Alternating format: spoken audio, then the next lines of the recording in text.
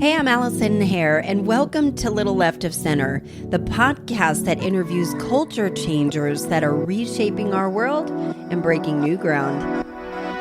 Episode number 2. On today's episode, I sat down with Darrah Brustein. Darrah is a serial entrepreneur, author, and lifestyle designer based in Atlanta, Georgia. She has a collaborative video series with Deepak Chopra, and her work is featured in Time Magazine, Entrepreneur, CNN, Forbes, Inc. Seriously, I don't have time to list all of her accolades, but what I am excited to share with you is that she is whip smart and has so many practical tips to help find and make a career of your dreams and get to know this fascinating lady who just keeps rising. Welcome to Little Left of Center. We have Darrah Brustein. Darrah, can you please introduce yourself? Tell us why you're here. Because we have a mutual friend. That's the real answer. Yeah. So Darrah, just to give you guys some background, I have a friend named Rachel Hoffman who was helping me build this podcast and saw a post that Darrah had posted on social media that she wanted to do 30 podcasts in 30 days. Like a crazy person. So Rachel immediately tagged me and I connected with Darrah and we finally got a chance to sit down. And when I started doing some homework on who you are, my mind was just blown with I don't know how you do it all. So if you wouldn't mind introducing your background, I'd love to hear it from you because then you'll just hear me talk for the next 50 minutes of all the stuff I'll you do. Do my best to give the Cliff's Notes version, which is simply that after I studied some absurd things in college, which were religion and Italian, I graduated and did the next logical thing, which was go into the fashion industry. And after hitting a 3-year sales goal in 10 months of $1 million in my first company, I realized I wasn't challenged. It wasn't working for me. And then fortunately, in retrospect, unfortunately at the time, I was laid off when the company went under. And that was about a week before Christmas when I was 23 years old and had bought a house 3 months prior, only because I had a restraining order against my landlord. So times were not great. Oh, God. Things were not looking so great. So at that point I thought, oh shoot, I am a grown up now. I have a mortgage. I need to get a job. I don't know what I want to do. And that basically led me into the next couple years where I was taking on all sorts of jobs and getting laid off and downsized pretty rapidly because this then was 2007 to 2009. So the economy is catapulting downward. And I am really scared at this point. Oh my gosh, I'm checking all the boxes. I'm doing all the things people said I was supposed to do. And this isn't working. And so I did a bit of a reality check and realized the thing I had always wanted to do was to be a business owner. And from my childhood, I remember looking back and seeing times where I would do that by creating little jewelry businesses on the porch and selling them to my parents' friends and whatever else I would do to try and get something off the ground. And the word entrepreneur wasn't one that I had in my vernacular, but I just knew having a business was something that I was wired to do. And at that point, I was able to take all the voices of people around me saying, oh, you're just an entitled millennial, you're impatient, you're not waiting your turn, climb the ladder, blah, blah, blah. And I realized, nope, that's just their journey and their experience. And that's actually not working for me whatsoever. So I need to go take the reins into my own hands. Fortunately, because I had no idea what I wanted to build, my twin brother reached out to me and he said, listen, I know you're not doing anything right now. I've happened upon this industry called merchant services, which is a fancy word for credit card processing. And he said, I think you and I should team up and start a brokerage in this industry. It's never been represented before, but it's tried and true in other financial services arenas. And I first laughed at him and said, how dare you insult me like that? There's no way I'm going into that boring industry. But when I stopped, I realized at first I had chased the thing that I thought you're supposed to do, which is chase the thing you're passionate about. And then I realized if I could inspect the thing that I would be doing day in and day out, which was talking to business owners and learning about different industries and making my own schedule and helping them with their bottom line, that I could thus get excited about the service itself, as opposed to doing it the other way where it looked cool on paper and was fun to say at cocktail parties, but actually day in and day out was pretty laborious and unexciting. So I said yes. And while 10 years ago, I can look back and, it's 10 years now since we've been in business, I can say, oh, we've grown into 38 states. It's so great. We also had a lot of turmoil. We had 2 embezzlements. We went back to almost 0 in revenue 3 different times. And it was not easy. I'm very glad we kept with it, but it was definitely not a straight shot. And for me, it's important to say stuff like that.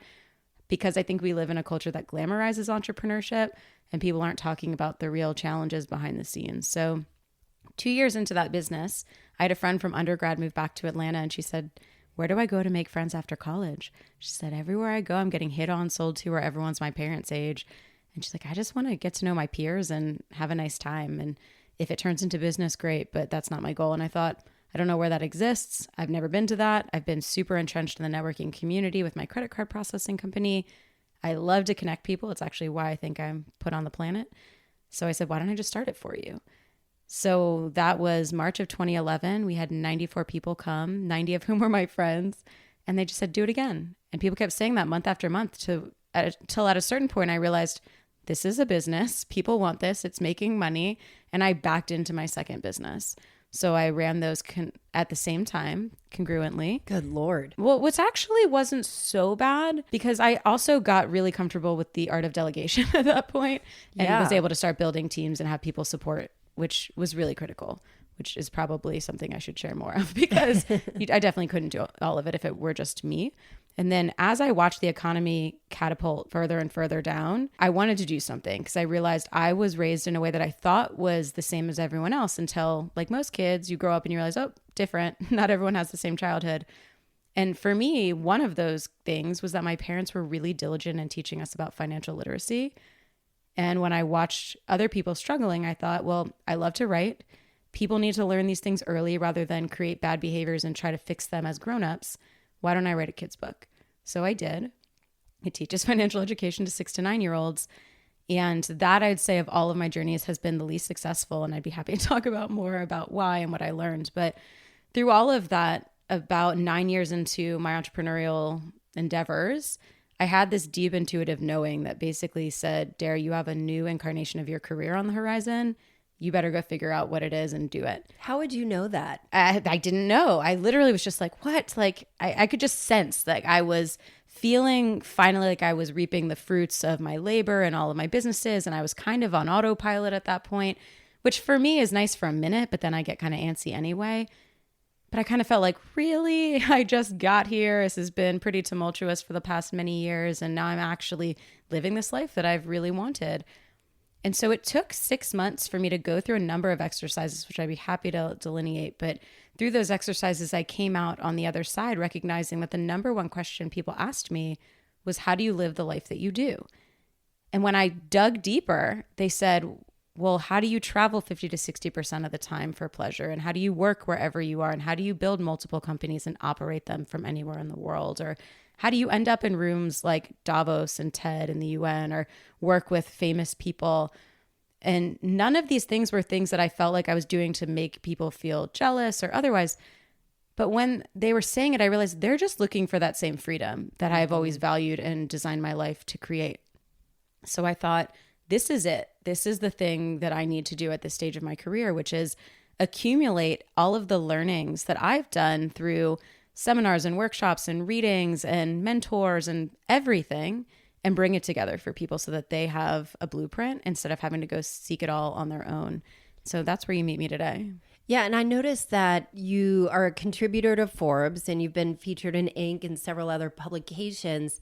And it seems like the common thread with all of your output is, one, you're very, very generous with the information. Thank you. But secondly, it seems as if people are looking for tips and tricks. And so you're curating this information from all these incredible sources, all these professional sources to make it easier for people to maybe inch over that line of comfort. And I'm curious to know, when you look at the world, I'm interested to know what this looked like for you as a teenager, but also now. Do you look at the world as a world full of opportunity or a world that has things that are broken that you can fix? Like there's something different about the way your brain operates. And I mean that in the most, the most humbled way. But there is something different, and there is something of when you look at something, are you looking at it from an opportunistic way?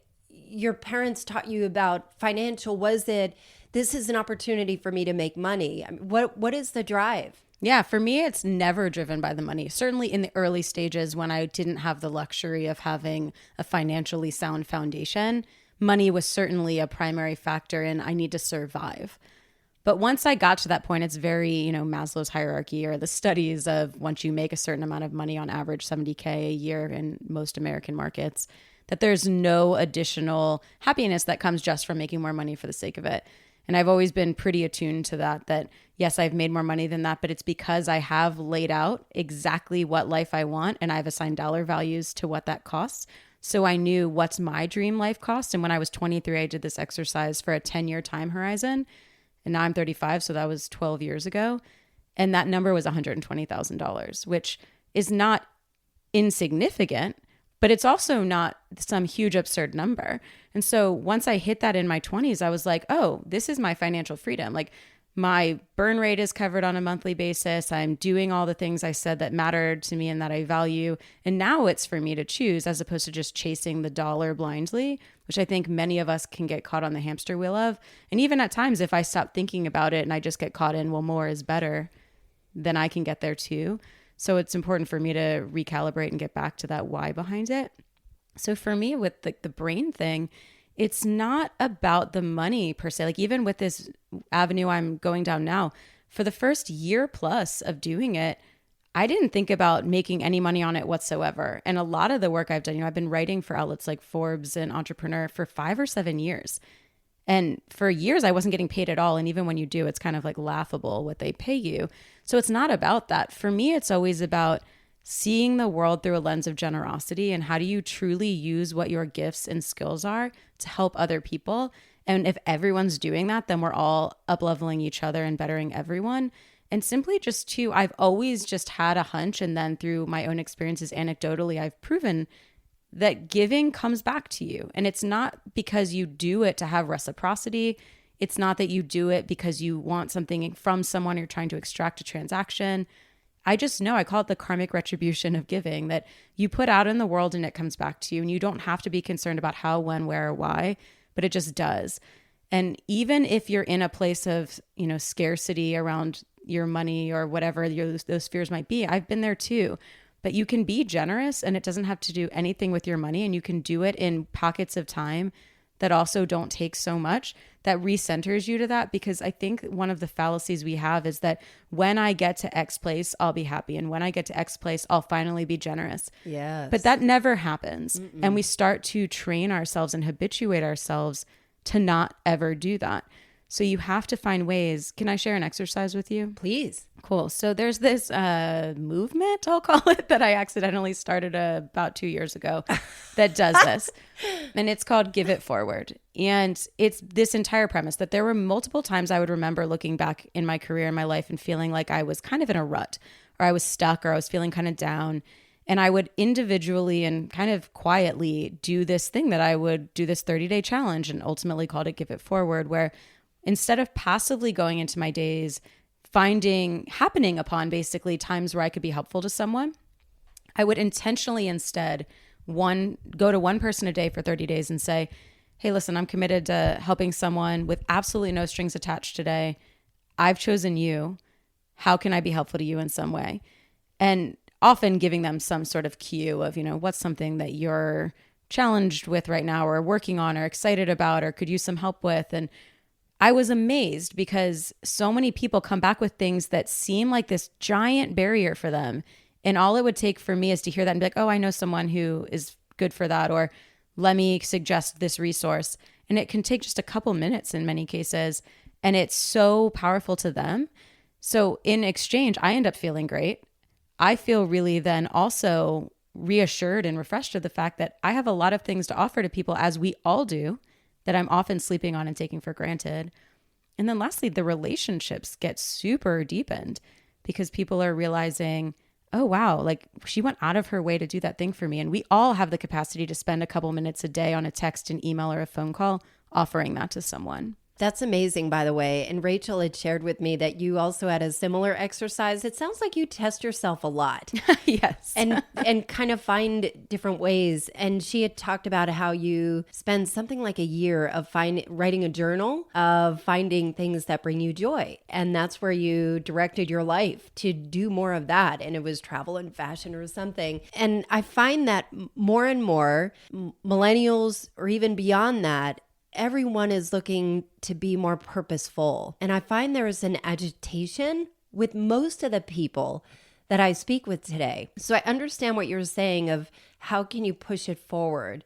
I'm wondering, was the house you grew up in, was it nurturing this? Or where was the turning point where you realized that you could do things a little bit differently than maybe convention had offered to that point? I'm sure that there's something in my upbringing that had to do with this, but it's not explicit. I have an interesting meld of parents where my dad is they're both now retired, but he was a financial services executive. My mom was a serial entrepreneur. And so kind of the hybrid is exactly who I am professionally today and where my brain operates.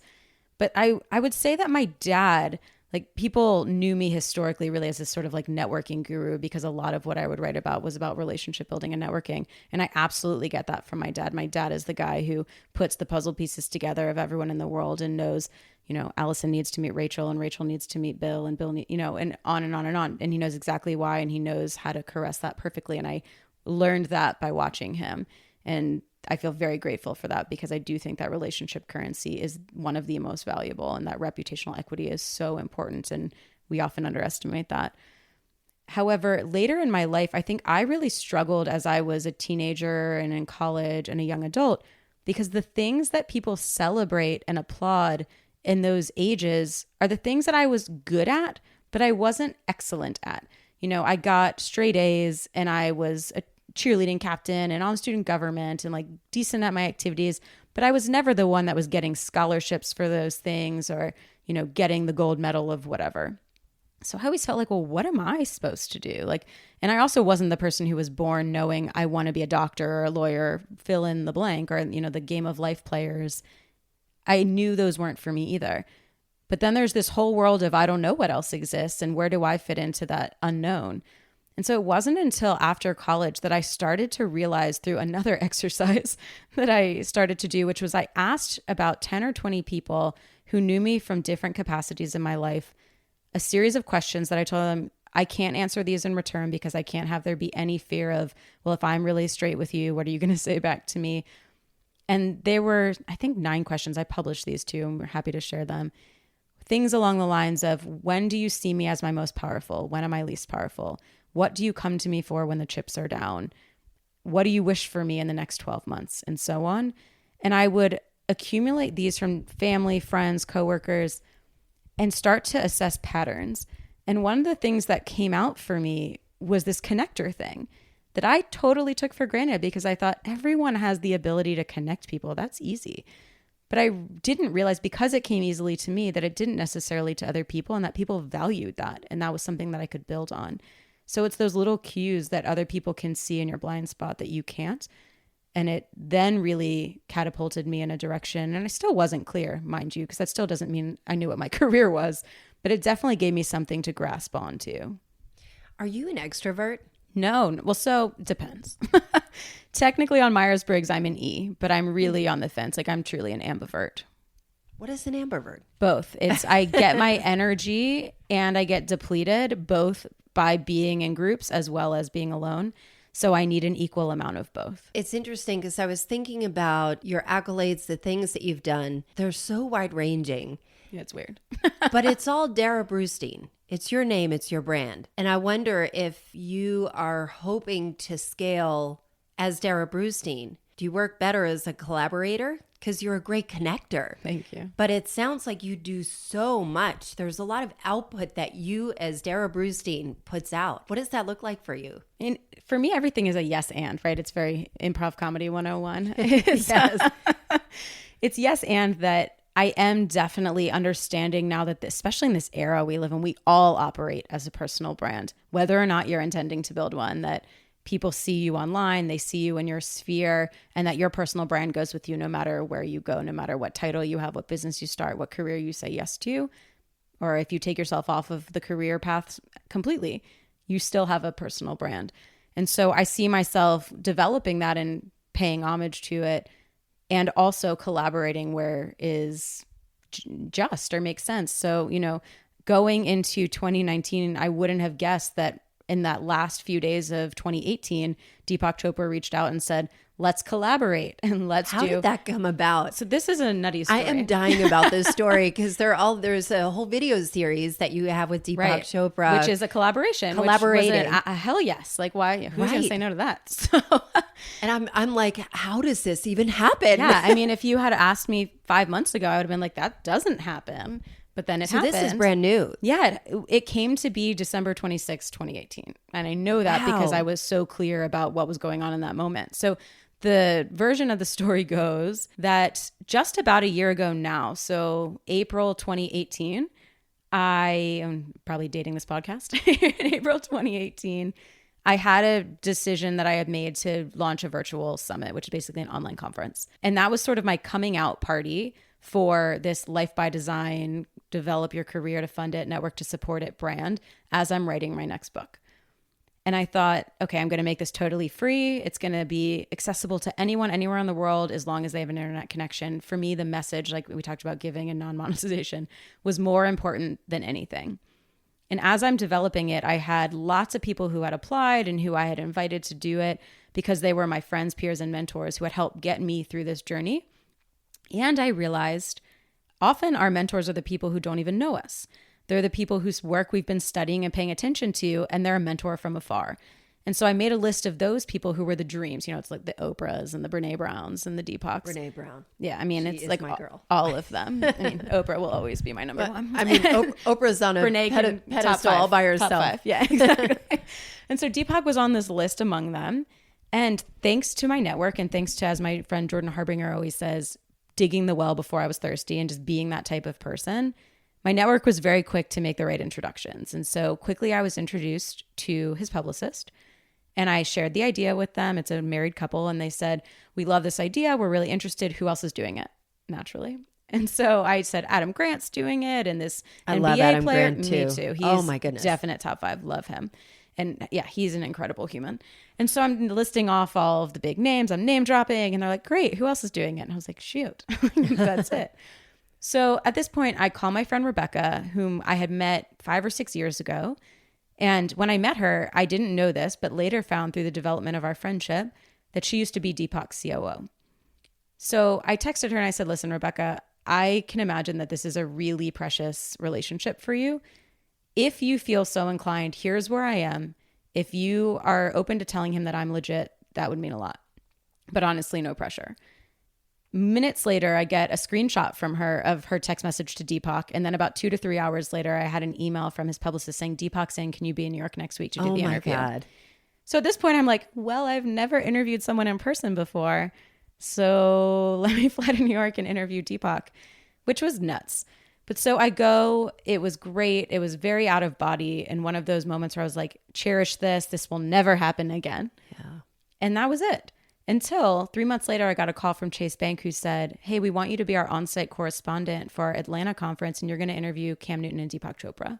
Unbelievable. And I just laughed and I was like, are you kidding? I just interviewed Deepak Chopra. This is so cool. And also, like, I get to be an on-site correspondent. Also had never done that. Is that for the credit card processing firm? No, Why because Chase we Bank? technically compete. So they're like, you can't talk about that at all. Okay, yeah. So I think they had just seen some of my videos and some work, and so, like, as networks work, someone had given my name to them and they just said, who should we know in Atlanta who can do this? They watched some videos I had on networking online and they were like, she seems like she won't be a total screw up. So they called me and I went, and Deepak was so lovely. He remembered me. And from there, his publicist took a liking and they let me interview him 3 more times that year. So December 26th, why I remember this day, because my boyfriend's family had just left after Christmas.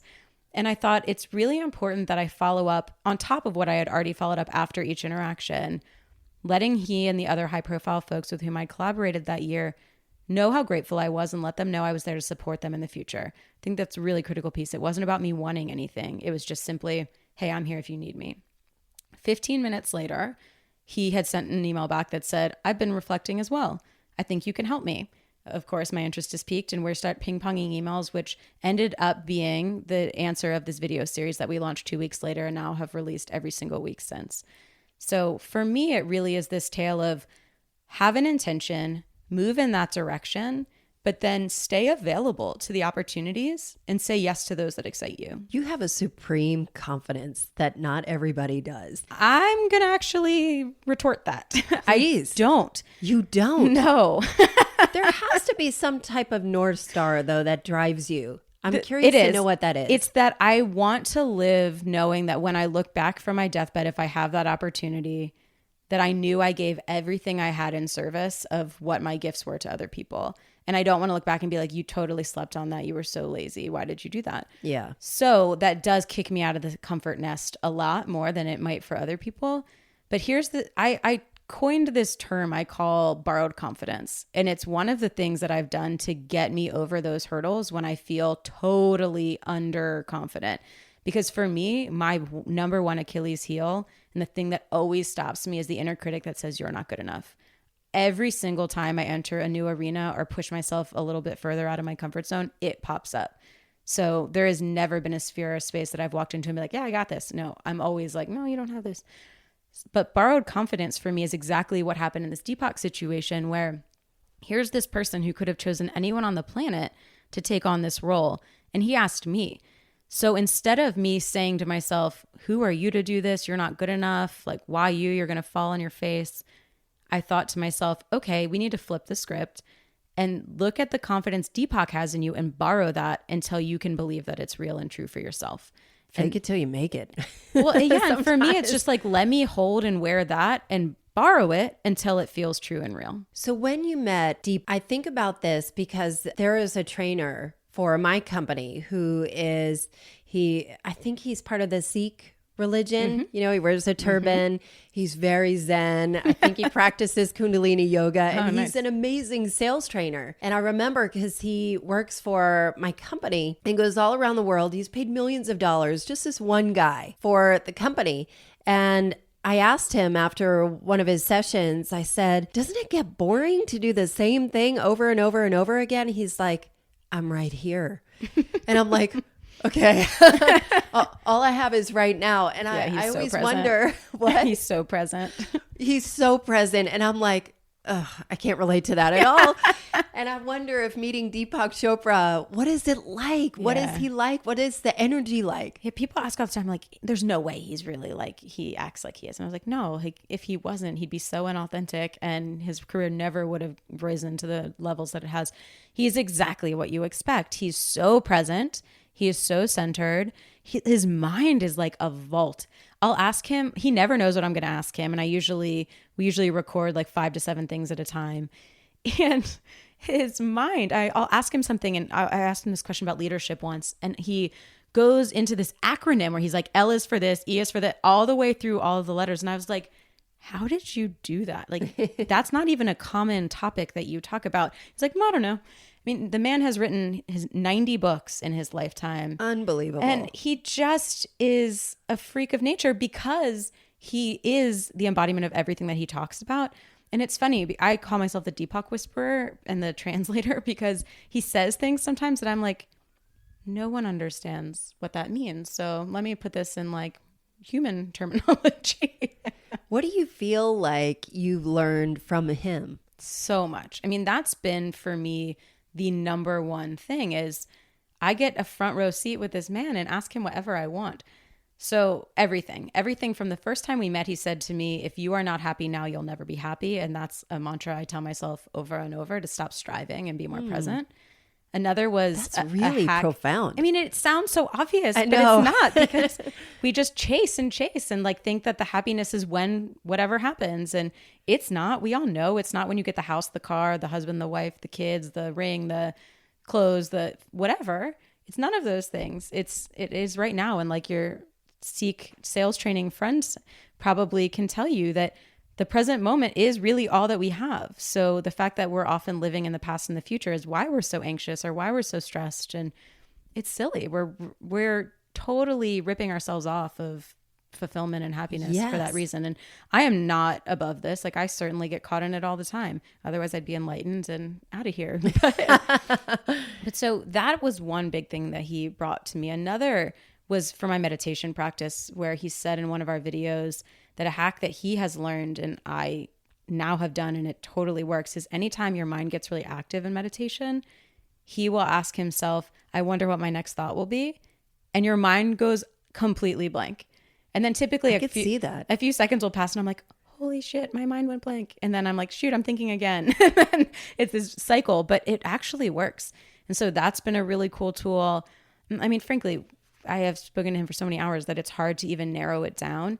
But just watching him embody what he preaches and be a person who can go out into the world spreading so much goodness, with his intention is to give it to billions of people, which is so unfathomable to me and probably most people.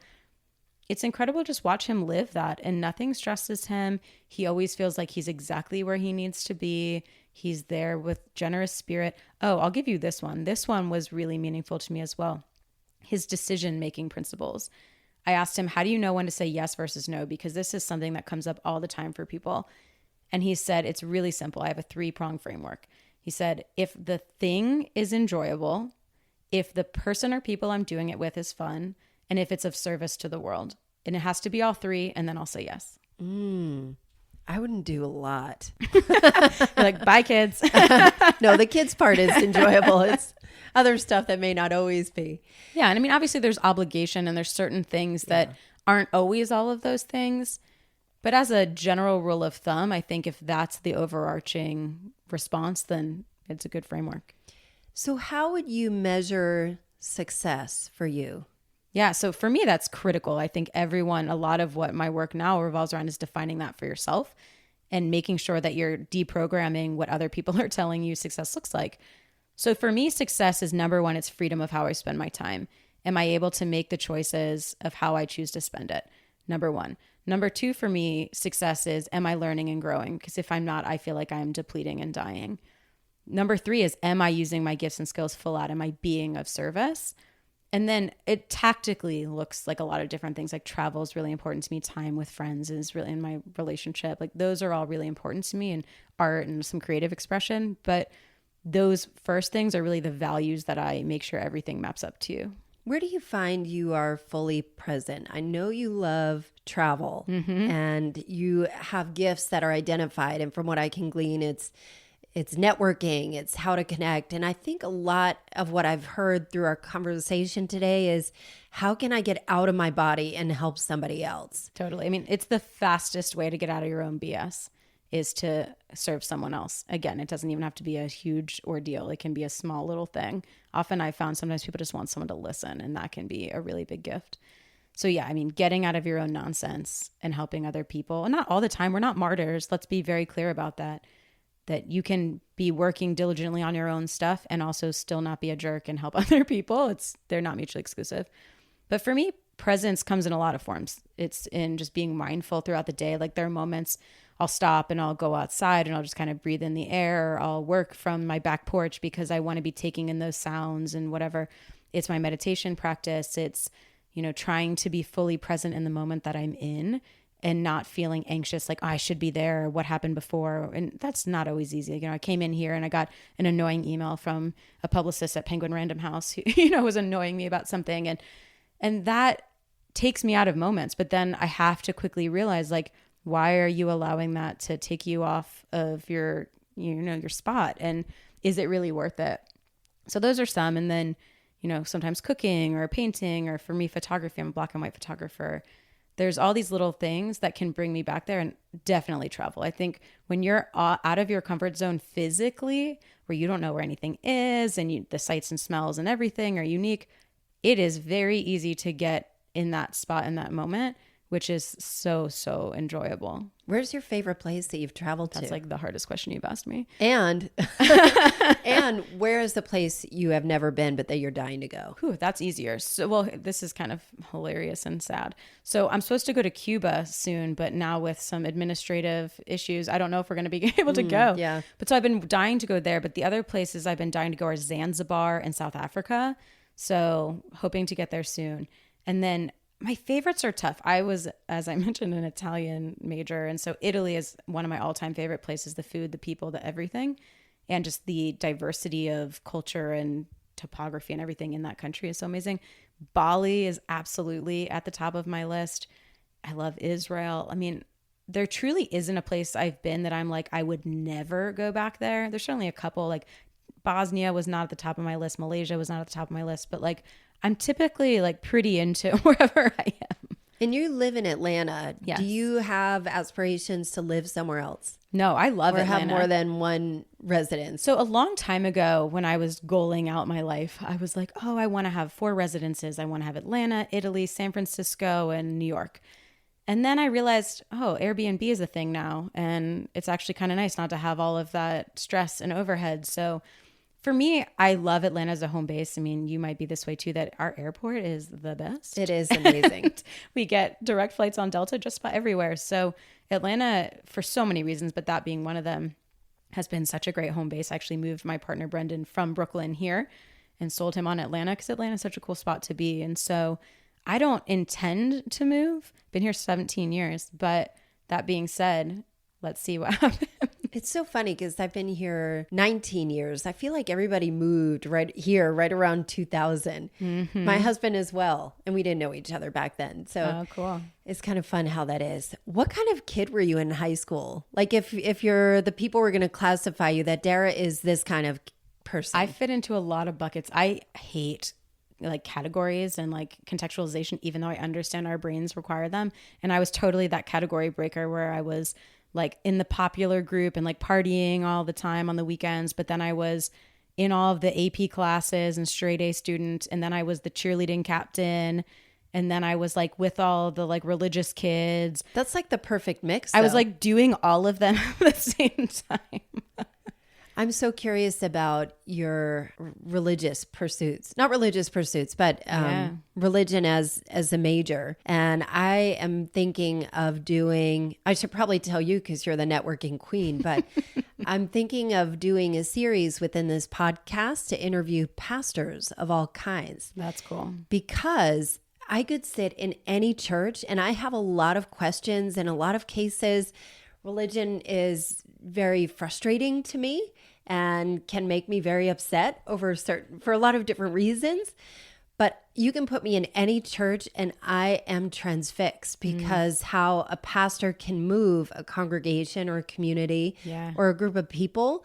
So it's not even so much their message, but how they communicate. It's their public speaking and motivational speaking methods. It is really powerful. Yeah. And I'm wondering if you are still very interested in religion or pursue that. So for me, I grew up Jewish, but very unpracticing. We were pretty lazy about it.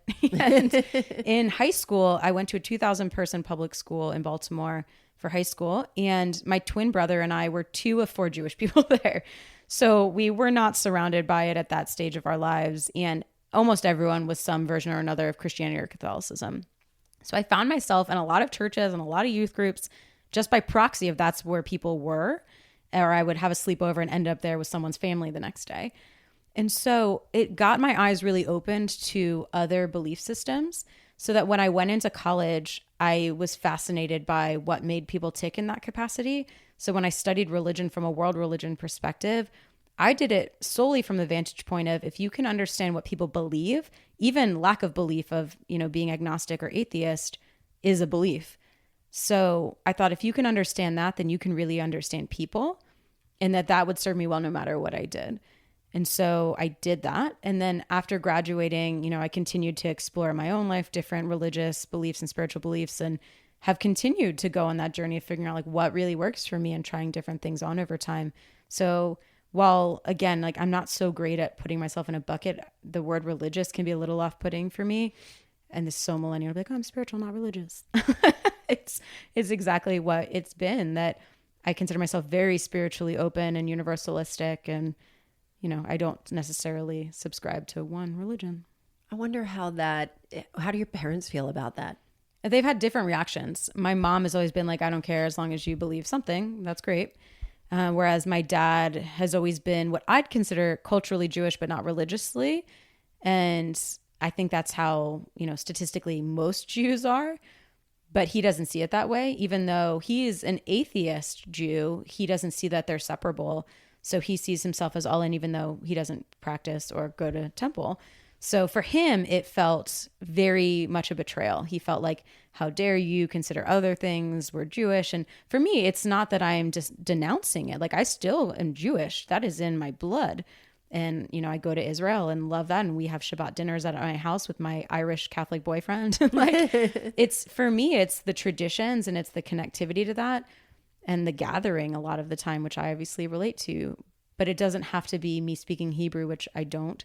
Or it doesn't have to be me having a bat mitzvah, which I didn't, or me practicing all the holidays and celebrating them, which I don't. So did you ever feel like when you were one of four, you and your brother were two of four Jewish people, did you ever feel like you didn't fit in or were trying to figure out?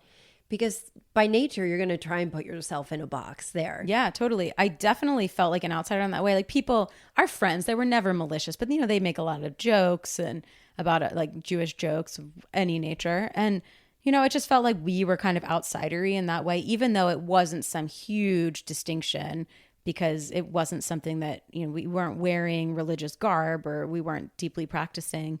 But yeah, I think that was what oftentimes had me interested in pursuing going to some of these youth group things with people to understand what's drawing you to that. I don't feel drawn in a way that you seem to. And so I was curious. And honestly, the language thing had a lot to do with it, that when you go to a synagogue, unless it's a Reform temple, which is the least traditional, it's in Hebrew. And I stopped going to Hebrew school in 5th grade when we moved. And so I don't speak Hebrew much at all, except the prayers. And so it was a lot easier to understand what the religions in English were saying to me. Yeah, that's got to be interesting too. My father is from Lebanon, and you know, we've gone to churches that are completely in Arabic, and to me, I felt like it was amazing. I felt connected. I had no idea what they were saying, but I was next to my father and next to my uncle and everything, and they were so proud. I don't even know what was going on, but it felt so connected. That's amazing. In that way. And I'm always curious to know when people feel like they are marginalized in some way, or even stereotyped, because that's how we categorize and organize things so we can quickly move on, because we are so flooded with information all the time. It's hard. Totally. It's really hard to just be open. Yeah. And I say that understanding that my brain does the exact same thing and I ask the same questions, but yet I'm so opposed to fitting in them myself. So having said that, what is the mission that you're hoping to accomplish if you're going to be reaching out? What is like I don't mean to say utopian state because that's a really stupid question, but if your mission were to be, what does that look like? Where do you feel like you can make the most impact? Yeah, for me, it really is about how do I help people who feel underfulfilled or unfulfilled or stuck in a rut or looking for purpose, or, you know, just to feel more aligned in their life and not like they're chasing other people's dreams that they've just gotten in the driver's seat of their own car. Helping them kind of shake themselves a little bit and be like, oh, here's some tools for me to figure out what I actually want and start moving in that direction with a lot less fear. And I think so much of that is just seeing it modeled and having people kind of saddle up beside you. And while I'm not a coach and I don't do it one-on-one for people, I think just seeing that there's a community of people, whether it's just through my Instagram or through the articles that I write, who are doing this too. And this is how they did it. And here's both the inspiration as well as the activation of it. I think both are important. Then that is what I'm really excited about doing. How has the response been? It's been really touching. I mean, I will say there are trolls and some of them are unkind, but the gross majority are wonderful. And they send me beautiful messages talking about, you know, hearing this or seeing this from what you're doing has inspired the following chain reaction. And at the end of the day, like, everyone wants to have a meaningful life. And if you can help catalyze that for someone at any stage of their journey, that's really powerful. And truly, one of the most surprising things has been that I just assumed people who would gravitate towards this would be young people because they're in the early stages of their life and career and they're trying to figure it out. But I've been amazed that it's everything from teenagers to people who have retired, who are like, I'm finally realizing that I pushed the ball down the field for so long, holding off on what I really cared about. And now is my last go at this. And I'm really motivated and I need the tools and resources to do it. That it's amazing. I mean, these people have 2 and 3 times the amount of life behind them that I do, yet they're turning to me for this. And that feels like a responsibility that I want to take seriously. How do you engage with the people that are following you? I read every email and every comment. So, it's the Instagram DMs, it's the Instagram comments, it's the emails from my email list, it's the emails from my my website. I read everyone and I respond to all of them that are not really rude, which again is not no that many. trolls. Yeah, I mean, do you block them or do you respond ever? It depends. It depends. You have to probably, if they're agitated enough, you probably are like, I will say there's moments where I did the wrong thing and I would respond, and not even like a knee-jerk defensive way, just this is actually my perspective. But then I just realized I'm just fueling their fire and it's useless. I mean, there was one person who wrote me an email, probably took them about 20 minutes. It was so long that they had read line by line my bio on my website and were picking apart every single line and hating on it, down to my cat's name and that I have a cat. And I was just like, wow, like that was dedicated. And if only you had repurposed that into something useful. But in moments like that, I realized that you can either just write thank you for your feedback, or you can just not respond. Yeah. And that there is no really winning in a case like that. You're not going to convert them. It doesn't matter. I do think it's a hard battle for everybody, people that are in the public eye or not, that you have the, like Brene Brown says, the cheap seats, the people that are not really out in the field fighting, but they are tearing other people down. And it kind of invites the conversation over mental health of why somebody would want to do that, or even just nurturing that. And I wonder if that crosses your mind as it's kind of it's certainly not your problem, but I also think it's a problem to solve, or a problem that needs to be solved of why are people so hurt and broken? Yep. And for me, I feel like that is that's something I would love to address and see how, if there's a way, if I can contribute, what would that look like? And the only things I can think about are my 2 kids. But that's where it starts. I'll try right? screw them up as least as possible. I think that's so important. It's people think about making an impact as this global scale or some huge community, when really we all can make an impact on the sphere of influence that we already have. And maybe that'll cascade, and maybe it won't, and maybe you don't want it to. But one person that you impact has a ripple effect, and that is powerful. It's when you impact no one and you're just being that troll and the person in the cheap seats, and that's all you're doing. That's when it's not helping anyone. But we all have the ability to impact someone in our sphere of influence positively. Besides Deepak Chopra, who are your favorite people that you've been able to connect with through just the way that you connect through your network? So if we're talking like name dropping names, then it's folks that I've interviewed. It doesn't have to be name dropping, but people that are just influenced. I was going to say people that people change would your know. life, right? Well, Adam Grant is definitely one of them. His work for me was the scientific evidence to what I knew anecdotally. Just to pause for a second, Adam Grant is an organizational psychologist. He's one of the top TED Talk speakers and has a show, a podcast. He's a writer and a Harvard professor. He's at Wharton, at Penn. Somewhere really he's smart. A business professor. He's the youngest tenured professor ever at Penn. And he was in his 20s when that happened. He's amazing. Yeah, he also happens to be like a springboard champion and a magician. Like he's just this cool dude with 4 kids and a wife. And his work is incredible. And when I read his first book, he's written 3 or 4 now, called Give and Take, and it put evidence to the fact that givers win in the world as long as they're not martyrs, as opposed to matchers or takers.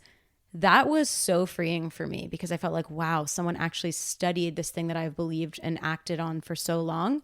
And so connecting with him and having him in the summit and just becoming friendly with him has been so meaningful, because it also demonstrated for me that this all is true. That he reached out to me recently about one of his podcast episodes, and he said, who's someone that you like really wanted to meet, and how did it come about? And I was like, well, honestly, it was you. And it all came about because a girl I went to undergrad with was in your graduate class, and she saw my Give It Forward movement and thought, this is so up Adam's alley. Have you ever connected with him? And I was like, no, but I would love to. And she introduced us. And here we are now. And it's these little things that none of that was designed to get me connected to Adam Grant. But then we got connected, and I was like, whoa, this is the exact embodiment of everything he and I preach coming to fruition together. Where do you go from here?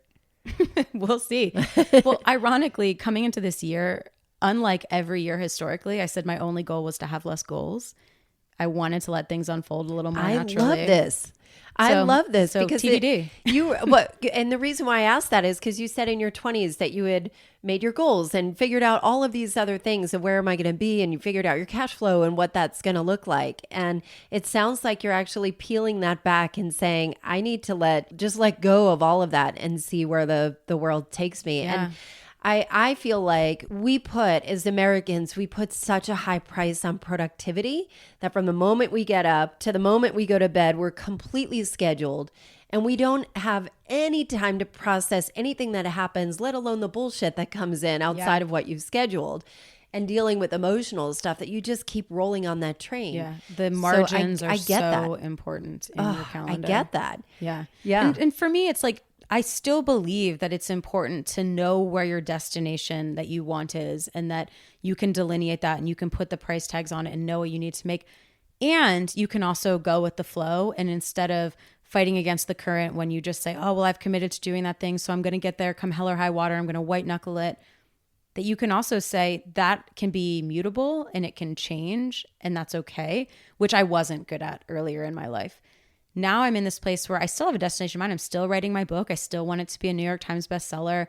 I still have visions and dreams, but I'm not as beholden to the way that they play out anymore. Or even I'm very comfortable with if those don't happen or work, that's okay, because at least the journey that I was on to get me there opened the door to whatever the other thing was. What is your new book called? Does it have a title? I don't know yet. I'm still, book publishing is nuts. So I've been writing the proposal for the last year. I thought I was done in October until my agent told me I was very mistaken. The working title right now is Life by Design, Not by Default, which was also the name of the summit. Yeah. Right. But who knows? I know Adam told me this after he finished Give and Take. He said, oh, I thought my book was like so good. And he's like, and actually the agents and the publishers told me your proposal, we actually just want this one sliver of, which turned into Give and Take. And so who knows? We'll see. Isn't that crazy? So how can people get a hold of you? What is the best? Well, let me ask two parts. One is, how can people get a hold of you? And if you were to give one way to help others free themselves, or at least take a step closer, what would that look like? Take a step closer to their own purpose. What would that look like? Cool. So there's answer is a twofer. So my question was a twofer. So yes, touche. Perfect. So, well, it's one and the same for me. It's on my website. I have a ton of free resources.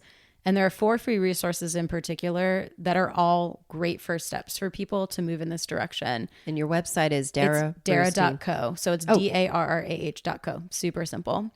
And on there, the one that you might want to start with is the free masterclass with Deepak Chopra and myself that has a guided meditation in it as well. And it's on living a more meaningful life. So that's a great starting point. There's also 3 other freebies on there in addition to a 1,000,001 articles from high profile people and otherwise of all of these types of things. Those are on goal setting, on the shit no one tells you about starting a business, and on the best icebreaker questions to really develop better relationships. I've used that, by the way, in Toastmasters. And? Because we have table topics. They're great nice. questions. Okay, I like how they have degrees. Yeah, of mild, medium, and hot. Yes.